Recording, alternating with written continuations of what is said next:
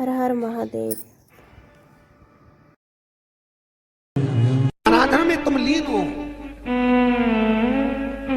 महाराज दुनिया के लोग नहीं समझते कि शंकर पर जल चढ़ाने का क्या लाभ है। शिव महापुराण कहती है, अगर एक दिन शिव महापुराण की कथा कहती है सोमवार के दिन भगवान शंकर को अगर जल चढ़ाया जाता है तो घर में तेज लक्ष्मी प्राप्त होती है। क्या मिलती है? तेज लक्ष्मी। कर बैठी थी, उनके नेत्र से अश्रु गिरा, उससे बेलपत्र उत्पन्न हुआ। काय का वृक्ष उत्पन्न हुआ? बेलपत्र। पूरी दुनिया में केवल एक बेलपत्र का वृक्ष कैसा होता है जिस वृक्ष के नीचे माता लक्ष्मी शाम के समय पर बुआरी लगाने के लिए जाती है, झाड़ू लगाने। बेलपत्री के पेड़ पर बेलपत्र का वृक्ष, जिसके यहाँ लक्ष्मी नहीं टिकती हो, पैसा घर में नहीं आता हो, बहुत चिंता लगी रहती हो, लक्ष्मी से जुड़ी हुई, व्यापार से जुड़ी हुई, पैसा आ ही नहीं गया, बहुत मेहनत कर रहे हो। सोमवार की सोमवार 5 सोमवार बेलपत्री के पेड़ के नीचे एक घी का दिया लगाना चालू कर दीजिए। शाम के साथ थोड़ी सी मिट्टी बेलपत्री के पेड़ के नीचे की उठा कर लिया, घर के अंदर लाकर इतनी सी मिट्टी लाकर पटक दीजिए। 5 सोमवार करके देखो, छठे सोमवार पे करने की जरूरत नहीं पड़ेगी, व्यापार अपने आप बढ़ना चालू हो जाएगा। लक्ष्मी शाम के समय पर प्रतिदिन बेलपत्र के पेड़ के नीचे बुआरी लगाना। शंकर भगवान की प्रियता बेलपत्र। पहले भी कथा में कहा, फिर कहते हैं,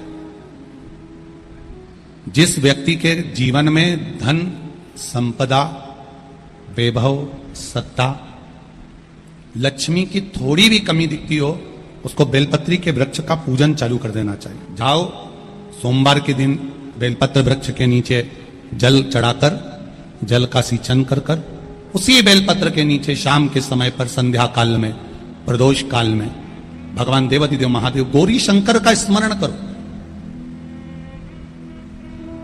बेलपत्र की जड़ की ओर, बेलपत्र की तना की ओर, बेलपत्र के वृक्ष की ओर तुम्हारा मुख हो। कोई आसन नहीं, कोई आसन नहीं, केवल बेलपत्र के वृक्ष की ओर तुम्हारा मुख हो।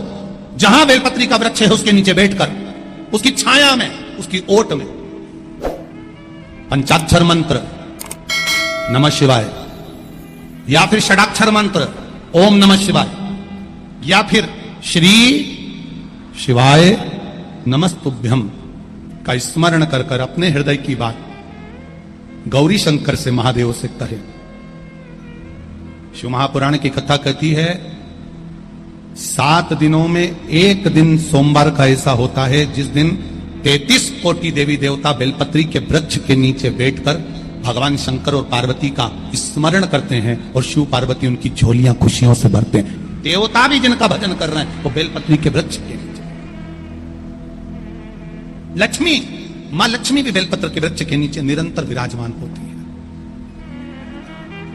और आप लोगों से एक निवेदन और करना चाहेंगे, ये मनुष्य का शरीर जब तक रहे, ये मानव की देह जब तक रहे, जिंदगी में एक बेलपत्री का वृक्ष अपने रहते रहते कहीं पर भी लगाना, उसको बड़ा करना, उसको बड़ा कर कर जैसे अपने बच्चे को बड़ा करते हो ऐसे लगाकर बड़ा कर कर महादेव से कहना कि मैंने अपनी जिंदगी में, मैं मर भी जाऊं, मेरे प्राण छूट भी जाएं, मेरे जाने के बाद मेरे घर के लोग एक लोटा जल चढ़ाएं ना चढ़ाएं, बेलपत्री चढ़ाएं ना चढ़ाएं, पर ये वृक्ष मैंने बेलपत्री का लगा दिया, अगर मैं मर भी गई तो मेरे मरने के बाद भी मेरे हाथ की बेलपत्र महादेव को चढ़ती रहेगी, महादेव को प्राप्त होती रहेगी। लगाओ, एक बेलपत्री के पौधे को छोटे से बड़ा करो, बड़े से बड़ा करो, बड़े से बड़ा करो, और बड़ा करने के बाद उसको कहीं तुम्हारी मर्जी पड़े जहां, उस बेलपत्री के वृक्ष को लगाओ।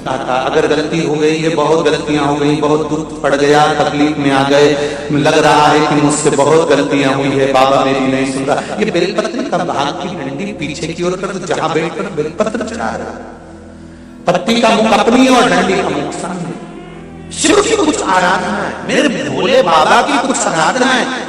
खाली ना जाता कोई, खाली ना जाता कोई, दर से तुम्हारे मैं भी खड़ी हूं नहीं, बाहें पसार मैं भी खड़ा हूं नंदी, बाहें पसार अपने